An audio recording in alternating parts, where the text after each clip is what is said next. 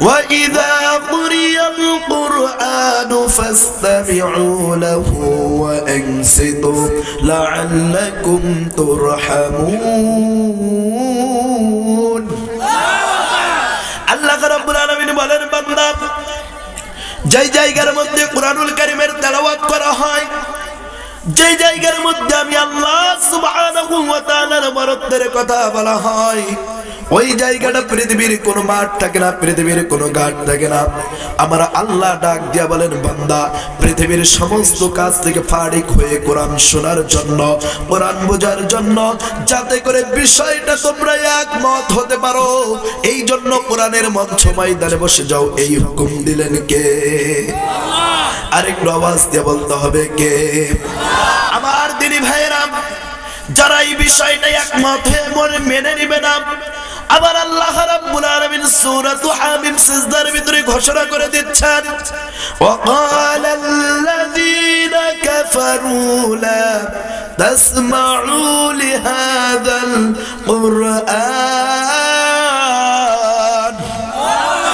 আল্লাহ রাব্বুল আলামিন বলেন আবু জেহেল আইন পাশ করেছিল তারা যেন কুরআনুল কারীম শুনতে না পারে তারা যেন না শুনে যদি কুরআনুল কারীম শুনে যদি কোরআন বোঝে যদি কোরআনটা যদি স্পর্শ করে যদি নিজের কাছে ধারণ করে নিতে পারে তাহলে তাদেরকে আমরা আটকাতে পারবো না মুহাম্মদ বিন আব্দুল্লাহর দলে চলে যাবে কথা বলেন ঠিক কি না আমার দিনী ভাইরা আমার আল্লাহ সুবহানাহু ওয়া তাআলার হাবিব নবী মুহাম্মদুর রাসূলুল্লাহ বলেন এ আমার উম্মতেরা যেই জায়গার মধ্যে কুরআনুল কারীমের তেলাওয়াত হয় ওই জায়গাটা পৃথিবীর কোনো মাঠ থাকে না পৃথিবীর কোনো ঘাট থাকে না আমার আল্লাহ পাক কোরআনের বরকতে জায়গাকে রিয়াজুল জান্নাহ জান্নাতের বাগিচা বানিয়ে দেয় আরেকটু আওয়াজ দিয়ে বলুন আল্লাহু আকবার আমার দিনী ভাইরা তাহলে আল্লাহর নবীর ভাষ্য কি কোনোদিন মিথ্যা হতে পারে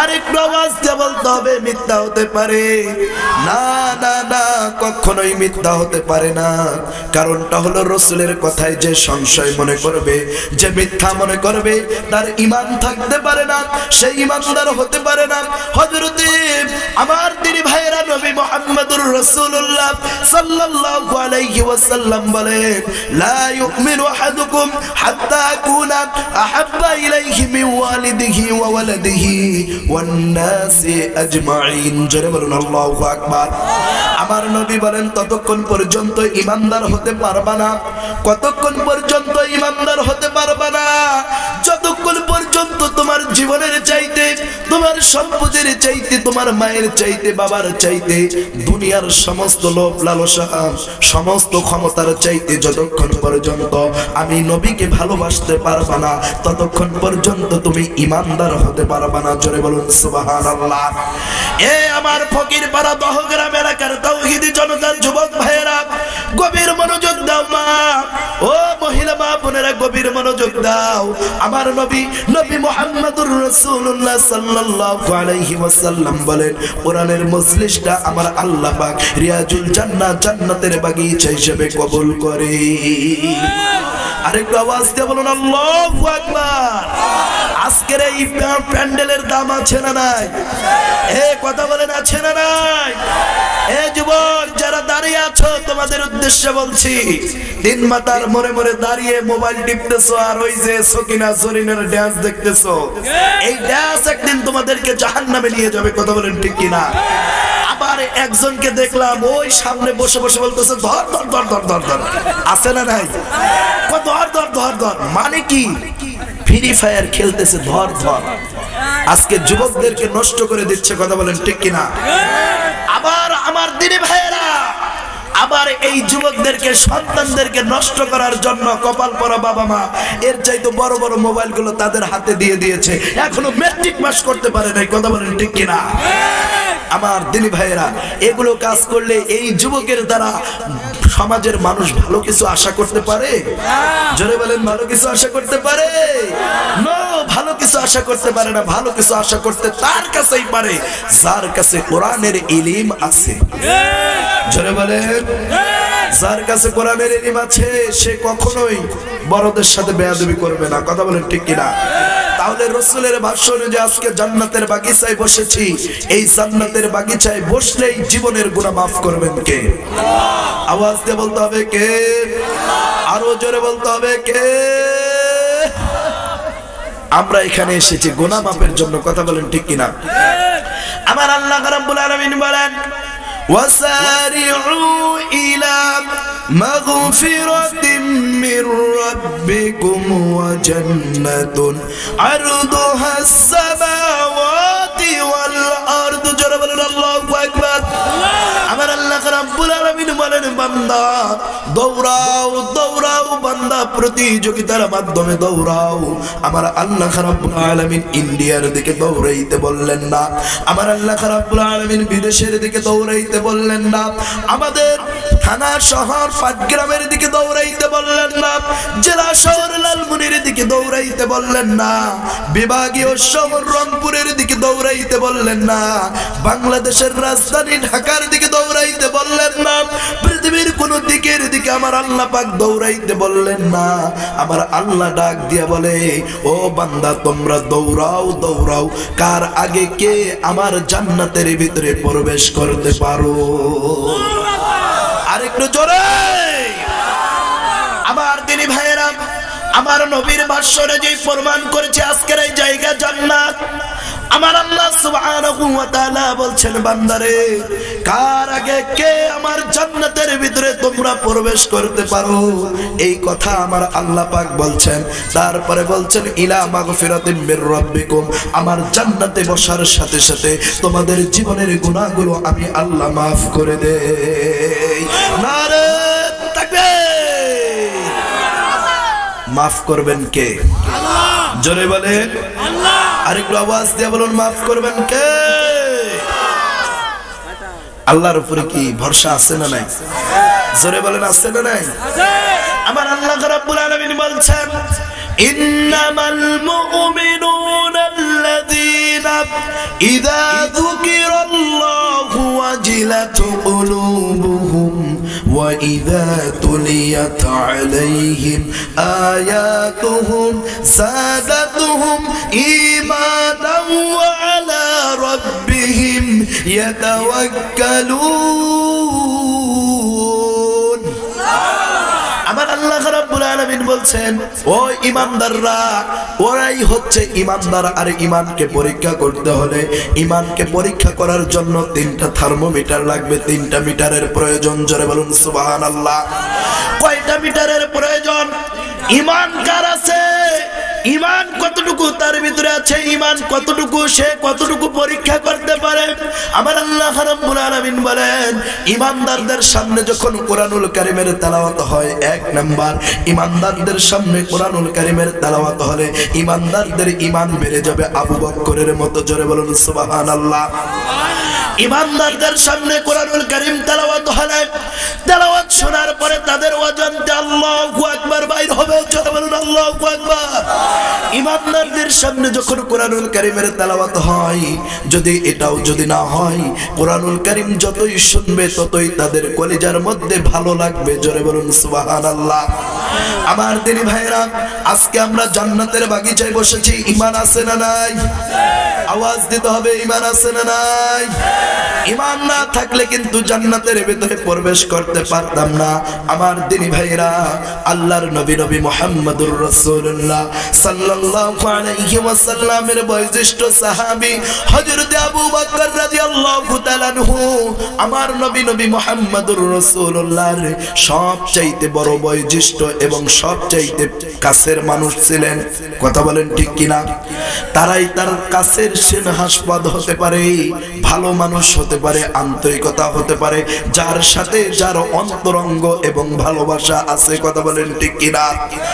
এ মুসলমান, আমার আল্লাহ সুবহানাহু ওয়া তাআলা ডাক দিয়ে বলেন ও নবীজি, ঈমান তো তার ভিতরে আছে যে তো আমি এবং আমার নবীকে সবচাইতে বেশি ভালোবাসে, আমি আমার নবীকে সবচাইতে বেশি মহব্বত করে, ওর ভিতরেই তো আমার আল্লাহ পাক বলছেন ঈমান আছে। জোরে বলুন সুবহানাল্লাহ। আমার দিনী ভাইরা, আল্লাহর নবীর সবচাইতে ছোট একজন, সবচাইতে ছোট একজন বিবি, যার নাম হচ্ছে হযরত আম্মা জানা আয়েশা রাদিয়াল্লাহু তাআলা আনহু। এই আম্মা জানা আয়েশা রাদিয়াল্লাহু তাআলা আনহু আল্লাহর নবীর কোরআনুল কারীম তেলাওয়াত করতেছিল, এই তেলাওয়াতের পরে ব্যাখ্যাগুলো নিচ্ছিল। ছোট বস, বসেন। এই লোক সেই লোক, এই লোক, এই লোক যে উঠবে আমরা বুঝবো এই লোক সেই লোক। এই লোক এই দিকের না এই দিকের, রাস্তা কিন্তু দুই, একটা রাস্তা, দিক হচ্ছে, জোরে বলেন, দিক হচ্ছে, এটা হচ্ছে কার পক্ষে? আল্লাহর পক্ষে। আর এটা হচ্ছে, নাম কইলাম না, বুঝে নেবেন কার পক্ষে। হ্যাঁ, মনে রাখেন আমার দিনী ভাইরা, আমার আল্লাহ সুবহানাহু ওয়া তাআলা বলছেন, ও নবীজি, আমার সবচাইতে কাছের যে, আপনার কাছের যে বয়োজ্যেষ্ঠ সাহাবী হযরতে আবু বকর, আমি আল্লাহ এবং নবীকে সবচাইতে বেশি ভালোবাসেন। জোরে বলুন সুবহানাল্লাহ। হযরতে আম্মা জানা আয়েশা রাদিয়াল্লাহু তাআলা আনহা সূরাতুল ইউসুফ তেলাওয়াত করতেছিল। ইউসুফ তেলাওয়াত করার পরে আমার নবীকে ডাক দিয়ে বলছেন, ওগো নবীজি, এই মুহূর্তের মধ্যে বোঝা যাচ্ছে আল্লাহ রাব্বুল আলামিন হযরতে ইউসুফ আলাইহিস সালাতু সালামকে কত সুন্দর চেহারা দিয়েছিলেন, যেই চেহারার কারণে ওই সময়ের নারীগুলো তার চেহারার দিকে তাকিয়ে লেবুগুলো কেটে ফেলতো। জোরে বলুন সুবহানাল্লাহ। আরেকটু আওয়াজ দিয়ে বলুন আল্লাহু আকবার। আমার নবী এই কথা শোনার পরে মুস্কি মুস্কি হাসি দিল। এ যুবক ভাইরা, গভীর মনোযোগ দাও। আমার নবী মুস্কি মুস্কি হাসি দেওয়ার পরে আম্মা জানা আয়েশার কথাগুলো শুনতেছিল। এমতো অবস্থায় আমার নবী ডাক দিয়ে বলছেন, ও আয়েশা, তুমি কি জানো আল্লাহ রাব্বুল আলামিন ইউসুফ নবীকে এত সুন্দর চেহারা দিয়েছে? তুমি ব্যাখ্যা করেছো, তুমি কোরআনুল কারীম তেলাওয়াত করেছো, তেলাওয়াত করার পরে বুঝার পরে তুমি ইউসুফ নবীর প্রশংসা করতেছো। রে আয়েশা, তুমি কি জানো এই পৃথিবীর জমিনে আরেকজন মানুষ আল্লাহ রাব্বুল আলামিন প্রেরণ করেছে, যার চেহারা এত সৌন্দর্য দিয়েছে, যার চেহারার ভিতরে এত রূপ লাবণ্য দিয়েছে, যেই চেহারার কারণে আমার আল্লাহ রাব্বুল আলামিন ওই চেহারার সামনে মানুষ দাঁড়াইলে তাদের জীবনের সমস্ত কথা তারা ভুলে যায়। জোরে বলুন সুবহানাল্লাহ। এই গভীর মনোযোগ দাও মুরব্বি বাবাজিরা, যুবক ভাইরা, আল্লাহ রাব্বুল আলামিন এই পৃথিবীর জমিনে সবচাইতে তিনজন পয়গম্বরকে এত সুন্দর চেহারা দিয়েছিল, যেই সুন্দর চেহারা দেওয়ার কারণে এক নম্বরে যাকে আমার আল্লাহ রাব্বুল আলামিন রেখেছেন তিনি আর কেউ নয়, তিনি হচ্ছেন আপনার আমার নবী মুহাম্মদুর রাসূলুল্লাহ সাল্লাল্লাহু আলাইহি ওয়াসাল্লাম। জোরে বলুন আল্লাহু আকবার, নারে তাকবীর। আমার দিনী ভাইরা, আমরা সেই নবীর উম্মত যেই নবী এক নাম্বার পৃথিবীতে, এ আমার দিনী ভাইরা দুই নাম্বার যার রূপ লাবণ্য আমার আল্লাহ রাব্বুল আলামিন দিয়েছিলেন তিনি আর কেউ নয়, তিনি হচ্ছেন হযরতে ইউসুফ আলাইহিস সালাতু সালাম। জোরে বলুন আল্লাহু আকবার। আমার দিনী ভাইরা, তিন নম্বরে আল্লাহ রাব্বুল আলামিন যার চেহারা এত সুন্দর দিয়েছিল তিনি আর কেউ নয়, আল্লাহ রাব্বুল আলামিনের বয়োজ্যেষ্ঠ পয়গম্বর হযরতে আইয়ুব আলাইহিস সালাতু সালামকে আমার আল্লাহ রাব্বুল আলামিন এত সুন্দর চেহারা দান করেছিল। জোরে বলুন সুবহানাল্লাহ। আরেকটু আওয়াজ দিয়ে বলুন আল্লাহু আকবার। আরেকটু আওয়াজ দিয়ে বলুন আল্লাহু আকবার। আমার দিনী ভাইরা, এই কথা বলার সাথে সাথে হযরতে আম্মা জানা আয়েশা বলছেন, ইয়া রাসূলুল্লাহ, এটা বিশ্বাস করি। কারণটা হলো বদরের ময়দানে যখন যুদ্ধের সংগ্রামের বিপক্ষে অস্ত্র ধারণ করে কেবলমাত্র আপনার কথা শুনে আপনাকে প্রাধান্য দিয়ে তারা ইসলামকে বিজয়ী করেছিল। জোরে বলুন আল্লাহু আকবার। অসংখ্য সাহাবী উহুদের ময়দানে গলা কেটে দিয়েছে। অসংখ্য সাহাবী হুনাইনের যুদ্ধে তাদের গলাকে কেটে দিয়েছে। অসংখ্য সাহাবী খন্দকের যুদ্ধে খনন করেছিল। ইয়া রাসূলুল্লাহ, ও দয়ার নবী, মায়ের নবী, আপনি হচ্ছেন পৃথিবীর সেরা। জোরে বলুন আল্লাহু আকবার। ও আমার দিনী ভাইরা, এই কথা বলতে গিয়ে আপনাদের সামনে আমি একটা টপিক নিয়ে, ঈমান কারে বলে, ঈমানের কি বিষয়, এই বিষয়টা নিয়ে আমি আপনাদের সামনে হযরতে আইয়ুব আলাইহিস সালাতু সালাম থেকে কিছু কথা বলে দোয়া নিয়ে ইনশাআল্লাহ বিদায় নিব। কারা কারা সময় দেবেন হাত তুলেন। নারায়ে তাকবীর। না বলবেন যে হুজুর হাত নামান, আপনি নামেন, কালকে সকালবেলায় তো বঙ্গের বাড়িতে দেখা হবে আপনার সাথে, এই কথা বলবেন। কারা কারা সময় দেবেন না হাত তুলেন। মাশাআল্লাহ, আল্লাহু আকবার। আরো জোরে বলতে হবে আল্লাহু আকবার। বেশি বেশি তাকবীর দেওয়ার মানে কি জানেন? শয়তান এসে ওয়াসওয়াসা দেয় আর বলে উঠ একটা চা খায় আয়। আবার কাউকে বলে এই যে মুরব্বি মুরব্বি বলবো না, এটা বলা যাবে না, যে যাই একটু টান দিয়ে আসি, সুখ টান দিয়ে আসি। একটা টান দিলে 1 কেজি দুধের কাজ করে। এরকম লোক আছে না নাই? এরকম কপাল পরা আছে না নাই? কমলমতি সন্তানদেরকে 5 বছর বয়স বলছে ফজরের নামাজ তো নাই, 8টার সময় ঘুম থেকে উঠে চোখ ঘষতে বলছে, এ সলিমুল্লাহ, সিগারেটের প্যাকেটটা নিয়ে আয় তো। আছে না নাই? এই কথা বলেন না কেন? আমার দিনী ভাইরা, এই সলিমুল্লাহ 1 দিন 2 দিন 3 দিন দেওয়ার পরে বলে আমার বাবা এটা কি খায়। ছোট মানুষ কি বুঝে? কয় দেখি আজকে একটা টান দেই তো কি আছে। টান দিয়ে দেখে জান্নাত জাহান্নাম সবই দেখতে পায়। আছে না নাই? কথা বলেন আছে না নাই? জান্নাত জাহান্নাম সবই দেখতে পায়। কয় আমি তো এখন আকাশে বরাক ছাড়াই উঠতেছি। আছে না নাই? হেলিকপ্টার ছাড়াই উঠতেছি। আমার দিনী ভাইয়েরা, এই সন্তানদের কাছ থেকে যেই বাবা মাই সিগারেট বলুন আর তামাক বলুন আর নেশা জাতীয় যেই কাজগুলোই করায় না কেন, আল্লাহ রাব্বুল আলামিন এই কমলমতি সন্তানেরা এই কালচারগুলো বাবার কাছ থেকে শিখে তারাও একদিন সিগারেট খোর হয়ে যায়। কথা বলেন ঠিক কিনা? বাবা যদি খায় সিগারেট, সন্তান খাবে ইয়াবা। আছে না নাই? বাবা যদি খায় সিগারেট, সন্তান খাবে গাঁজা, খাবে বাবা। আছে না নাই? আছে। কারণটা হচ্ছে আমার দিনী ভাইরা, আপনার আমার সন্তানকে পরিবর্তন করার দায়িত্ব আমার। আপনি আমি যদি আমার ছোট সন্তানকে নিয়ে যদি আমি মসজিদে যাই, আমার সন্তান বড় হইয়া সে নামাজি হবে। আমার সন্তানকে নিয়ে যদি আমি যাত্রাপালায় যাই, আমার সন্তান যাত্রাপালার মাস্টার হবে। কথা বলেন ঠিক কিনা? আমি যদি যাই বঙ্গের বাড়িতে গান চলছে, সেখানে যদি যাই, আমার সন্তান গান ড্যান্সওয়ালা হবে। কথা বলেন ঠিক কিনা?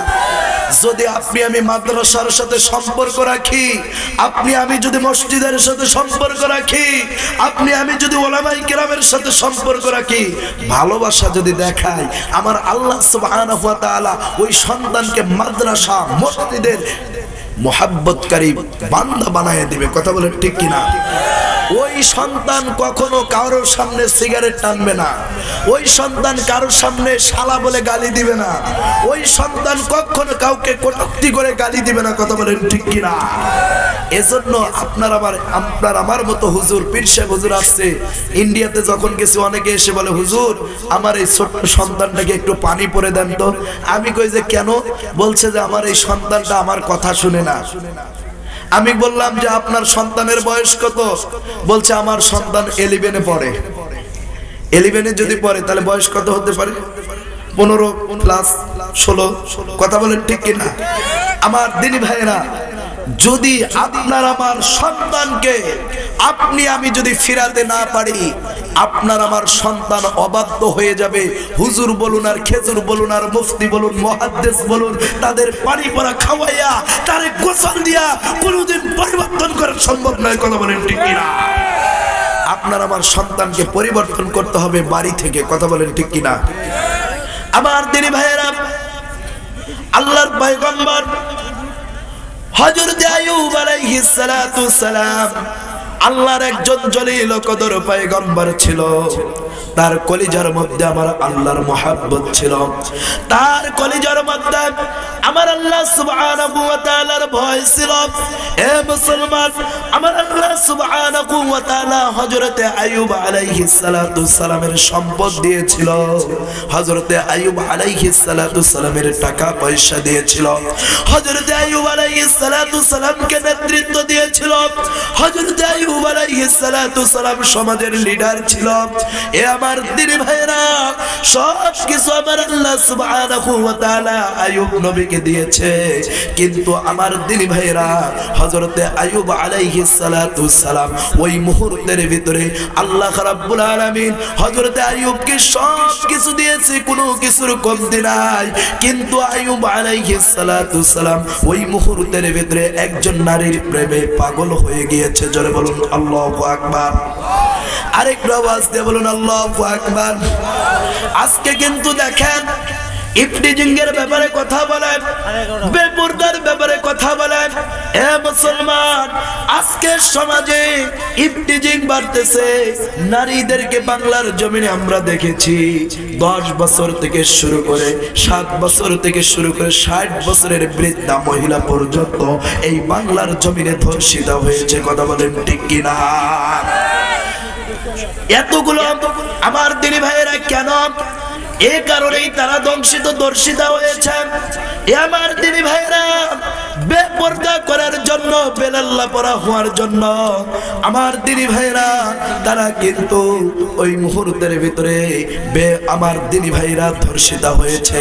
কিন্তু হযরতে আইয়ুব আলাইহিস সালাতু সালাম ওই মুহূর্তের ভিতরে একজন নারীর প্রেমে পাগল হয়ে গেল। ওই নারীর প্রেমে পাগল হয়ে নারীকে বিবাহ করে ফেললো। কিন্তু আমার দিনী ভাইরা, যাকে এত সুন্দর ভালোবেসে বিবাহ করলো, কিতাবের ভিতরে আসছে তেনার নাম আমার আল্লাহ সুবহানাহু ওয়া তাআলা যার নামটা ইন্ডিকেট করে কিতাবের ভিতরে এসেছেন, তার নাম হচ্ছে হযরতে বিবি রহিমা। জোরে বলুন সুবহানাল্লাহ। কি নাম? আরেকটু আওয়াজ দিয়ে বলুন বিবি রহিমা। আরেকটু আওয়াজ দিয়ে বলুন বিবি রহিমা। এ মহিলা মা বোনেরা, গভীর মনোযোগ দাও। তোমাদের ব্যাপারে কিছু ওয়াজ করা দরকার। অতীতে তোমরাই এ দেশের ছিলা প্রাইম মিনিস্টার। কথা বলেন ঠিক কিনা? আমার দিনী ভাইয়েরা, আজকে যদি মায়েরা যদি ঠিক হয়ে যায়, তাহলে দেখা যাবে এই সংসার এবং এই সমাজ উন্নত হয়ে যাবে। জোরে বলুন সুবহানাল্লাহ। আমার দিনী ভাইয়েরা, আর মা যদি পেটে সন্তান নিয়ে ওই মুহূর্তের ভিতরে মোবাইলে ইউটিউব ঘাটে, আর যদি সন্তানকে ধারণ করে যদি বসে থাকে, ওই সন্তান সর্বপ্রথম পেটের ভিতরে আমার আল্লাহ রাব্বুল আলামিন সন্তানের কান দিয়ে দেয়। জোরে বলুন সুবহানাল্লাহ। আমার দিনী ভাইয়েরা, এই কান পাওয়ার পরে এই সন্তান পৃথিবীতে যা কিছু তার মা করুক না কেন, সব কিছু কিন্তু সে ধারণ করে। এই ধারণ করার পরে এই মা ওই মুহূর্তের ভিতরে সন্তান আসার পরে ওই সন্তানটা আস্তে আস্তে বড় হওয়ার পরে ওই সন্তানটা ওই মায়ের কালচার নিয়ে যায়। জোরে বলুন আল্লাহু আকবার। হযরত আইয়ুব আলাইহিস সালাতু সালাম ওই মুহূর্তের ভিতরে যেই মেয়েটাকে বিবাহ করলেন হযরতে বিবি রহিমা, ওই বিবি রহিমাকে বিবাহ করার পরে মুসলমান, ওই বিবি রহিমা হযরতে আইয়ুব নবীকে এত ভালোবাসতেছিল। কিন্তু আমার আল্লাহ রাব্বুল আলামিনের কুদরত বোঝা যায় না মুসলমান। গভীর মনোযোগ দিতে হবে। আল্লাহ যাকে কষ্ট দিবে, ঈমানের পরীক্ষা করবে, পৃথিবীর কোনো মানুষ তাকে কষ্ট থেকে বাঁচাতে পারবে না। জোরে বলুন আল্লাহু আকবার। ও আমার দিনী ভাইয়েরা, আইয়ুব আলাইহিস সালাতু সালামের চেহারার ভিতরে চুলকানি ধরে গেল। ও মুসলমান, এই চুলকানি হওয়ার ভিতরে চুলকাচ্ছে এমত অবস্থায় চুলকাইতে ঘা শুরু হয়ে গেল। এই ঘা হওয়ার পরে এমন ভাবে শুরু হয়ে গেল, ঘাটা হওয়ার কারণে ওই শরীর থেকে পচা ঘায়ের গন্ধ বাড়ি হইতেছিল। জোরে বলুন আল্লাহু আকবার। হাদিস শরীফের ভিতরে এসেছেন হযরত আইয়ুব আলাইহিস আলাইহিস সালাতু সালামের কয়েকজন স্ত্রী ছিল। এই কয়েকজন স্ত্রীর ভিতরে থেকে ও আমার দিনী ভাইরা সবচাইতে বেশি ভালো যিনি বাসতেন তিনি হচ্ছেন বিবি রহিমা। এই স্বামীর শরীরের পচা ঘায়ের গন্ধ পাওয়ার কারণে আর সহ্য হচ্ছে না, সবগুলো স্ত্রী স্বামীকে রেখে রেখে তারা চলে গেল। জোরে বলুন আল্লাহু আকবার। হযরত আইয়ুব আলাইহিস সালাতু সালাম কান্দেন আর বলে, মালিক এই মুহূর্তের ভিতরে তুমি আমারে কোন পরীক্ষা ফেলাইয়া দিলার মালিক। হযরত আইয়ুব আলাইহিস সালাতু সালাম আমার আল্লাহর কাছে এত করুণ সুরে যখন কান্না করা শুরু করে দিল আর মনের আবেগে বলছে, ও রহিমা তুমি এখানে কেন আছো? তুমিও চলে যাও, তুমিও চলে যাও, তুমি কেন আমার পাশে? এই কথা বলার সাথে সাথে বিবি রহিমা ডাক দিয়ে বলছে, স্বামী আপনি আমাকে যখন শৈশব থেকে শুরু করে কষ্টের সময় আপনি আমাকে আপনার কাছে আশ্রয় দিয়েছেন, আজকে আপনি এই মুহূর্তের ভিতরে আপনার দুঃখের সময় আপনার কষ্টের সময় আমি আপনাকে ছেড়ে যেতে পারি না। জোরে বলুন আল্লাহু আকবার। আমার দিনী ভাইয়েরা এই কথা বলার সাথে সাথে হযরত আইয়ুব আলাইহিস সালাতু সালাম আল্লাহর পয়গম্বর হযরত আইয়ুব আলাইহিস সালাতু সালাম আল্লাহর কাছে দোয়া করেন, ও রব্বুল আলামিন আজকে এই দুঃখের সময় কষ্টের সময় সবাই চলে গেল, হযরতে রহিমা যাচ্ছে না। আল্লাহ আমি স্বামী হইয়া আমার স্ত্রীর জন্য দোয়া করলাম, আমার স্ত্রীকে আপনার কুদরতি খাস দরবারে কবুল আর মঞ্জুর করে নিও। জোরে বলুন আল্লাহু আকবার। আমার দিনী ভাইয়েরা হযরত আইয়ুব আলাইহিস সালাতু সালাম এক পর্যায়ে তিনি এমন একটা পজিশনে চলে আসলো, হযরত আইয়ুব নবীকে বাড়ি থেকে বাহির করে দিল, সমাজ থেকে বিতাড়িত করে দিল, বন জঙ্গলের ভিতরে অবস্থান গ্রহণ করলো। হযরত আইয়ুব আলাইহিস সালাতু সালাম ওই মুহূর্তের ভিতরে একটা দুইটা বছর নয় 18টা বছর হযরত আইয়ুব আলাইহিস সালাতু সালাম এই কষ্টের ভিতরে কষ্ট করেছিল। জোরে বলুন আল্লাহু আকবার। আমার দিনী ভাইরা আল্লাহর পয়গম্বর হযরত আইয়ুব আলাইহিস সালাতু সালাম আমার আল্লাহ সুবহানাহু ওয়া তাআলার গোলাম হযরত বিবি রহিমাকে ডাক দিয়ে বলছেন, ও স্ত্রী রে পেটের ভিতরে ক্ষুধা লেগেছে, আজকে আমাকে কিছু খাদ্য দাও, আমি এই খাদ্যটা গ্রহণ করতে চাই। ও আমার দিনী ভাইরা হযরত বিবি রহিমা ডাক দিয়ে বলছেন, ও আইয়ুব আমার স্বামী এই মুহূর্তের মধ্যে আমি তো কোনো খাদ্যের ব্যবস্থা করতে পারলাম না, ও স্বামী তুমি যদি আমাকে একটু সময় দাও তাহলে আমি হয়তো গ্রামে যাইতে পারি। আমার দিনী ভাইয়েরা গ্রামে চলে গেলেন, একবারই আর একবারই বলুন বড় লোকদের বাড়িতে গিয়ে বলছে, তোমরা আমাকে একটু কাজে নাও, যদি কাজে নাও তোমার সব কাজ করে দেব, কিন্তু আমার স্বামীর জন্য এক লোকমা খোরাক চাই। জোরে বলুন সুবহানাল্লাহ। এক লোকমা খোরাকের কথা বললেন, কেউ হযরত বিবি রহিমাকে জায়গা দিলেন না। কিন্তু আমার দিনী ভাইরা সর্বশেষ একজন বাড়িতে গেল, একজন মহিলার সাথে দেখা হইল। ওই মহিলা ডাক দিয়ে বলছেন, ও রহিমা তোমার স্বামীর শরীরের ভিতরে পচা ঘা পোকা, এই শরীর তুমি খেদমত করো, এই খেদমত করার কারণে এই মুহূর্তে আমাদের কোনো আসবাবপত্রে তোমাকে কাজ করাতে পারি না, তবে হ্যাঁ একটা অফার তোমাকে দিতে পারি, এই অফারটা তুমি যদি গ্রহণ করতে পারো তাহলে মনে করিও তোমাকে আমি কিছু খাদ্য দিতে পারি। জোরে বলুন আল্লাহু আকবার। নারে তাকবীর, নারে